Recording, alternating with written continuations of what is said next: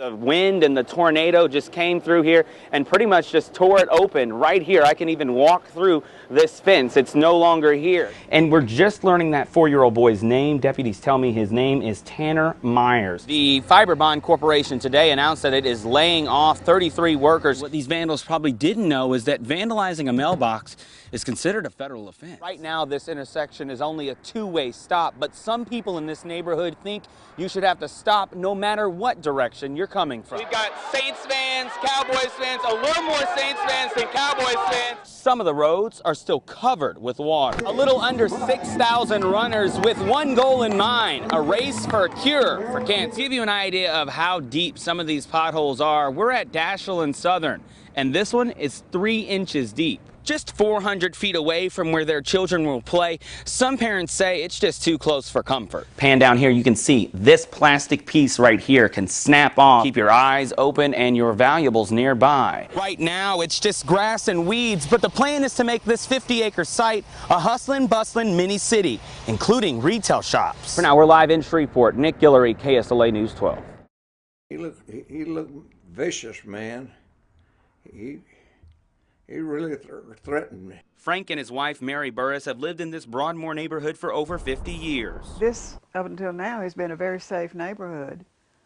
Just after 4 Monday afternoon, their house was the first strike during a trio of brazen robberies in Broadmoor. Now, Mr. Burris tells me he was just casually picking pecans in his front yard like he does every day until a suspect came up to him and asked him this.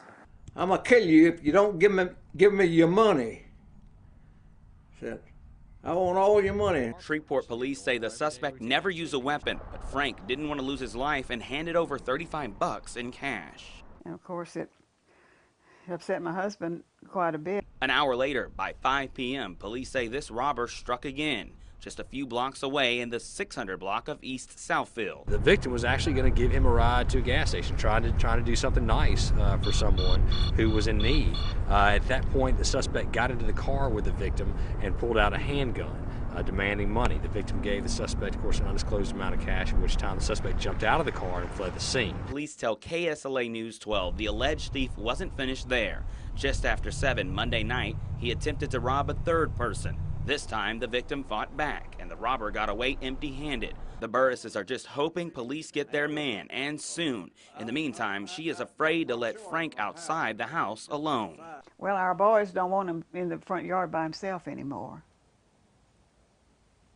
You know, I'm going to be more careful walking over to Albertsons.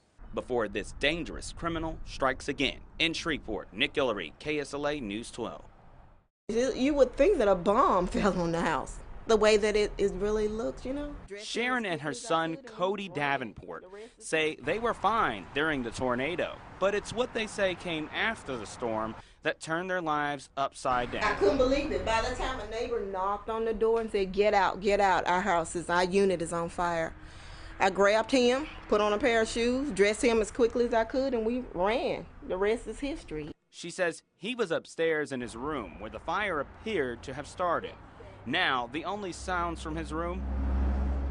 Traffic from Benton Road. Well, this was the piece of van. Everything in their Green Acres townhome was destroyed, except... Now, that means a lot to you, huh? Mm-hmm. But you at least salvaged that. Mm-hmm. That means a lot to me.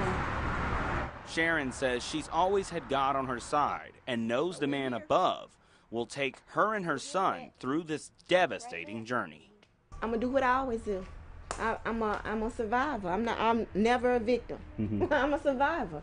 I'm start over. I have my health and strength. I have to provide for him. Move it on. She says with strength and faith, nothing will hold them back. In Bossier City, Nick Guillory, KSLA News 12. That's a big one. Drivers say potholes are popping up everywhere. That's a big one that really needs fixing. We are taxpayers and we paying our money to get these streets. And they can leave an even bigger hole in your wallet. Mechanic Sammy Goldman says an average cost to realign the wheels on your vehicle can run at least $60, and a busted suspension, $1,000 to repair. Those repairs, he adds, are pretty common after the weather we've had.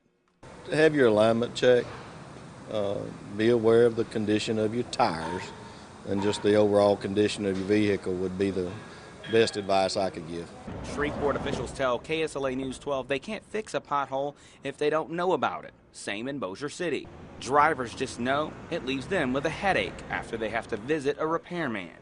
You got to pay more money, you know, to try to get your car fixed.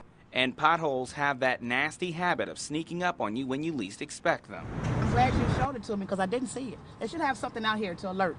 To give you an idea of how deep some of these potholes are, we're at Dashiell and Southern, and this one is 3 inches deep. And something needs to be done about it. In Shreveport, Nick Guillory, KSLA News 12.